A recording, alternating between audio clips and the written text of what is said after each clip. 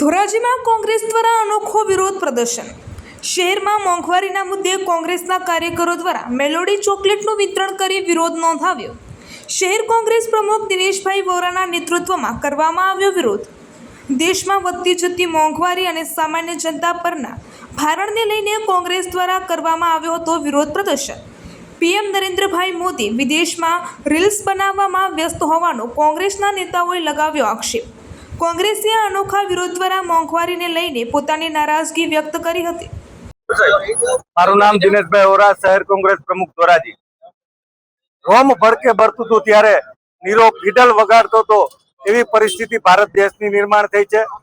મોંઘવારીના મારથી ભારતના પ્રજાજનો જ્યારે પરેશાન છે, મોંઘવારીના મારથી ભારત દેશ ભડકે ભરી રહ્યો છે, ત્યારે વડાપ્રધાન વિદેશની અંદર જઈ અને મેલોડી ચોકલેટની રીલ્સ બનાવી રહ્યા છે। અશોભનીય બાબત છે। જ્યારે દેશની અંદર મોંઘવારીનો બોમ્બ ફૂટ્યો છે, દેશના લોકો મોંઘવારીના મારથી પરેશાન છે, પેટ્રોલ ડીઝલની અછત છે, પરંતુ લોકોના પ્રશ્નનું નિવારણ કરવાને બદલે વડાપ્રધાન વિદેશની અંદર જઈ અને મેલોડી ચોકલેટ આપતા હોય એવી રીલ્સ બનાવી રહ્યા છે। ત્યારે સમગ્ર દેશની પ્રજા તું કરી રહી છે, વિશ્વની અંદર ભારતની છબી ખરડાઈ રહી છે, પરંતુ વડાપ્રધાનને તેની કાંઈ પડી નથી।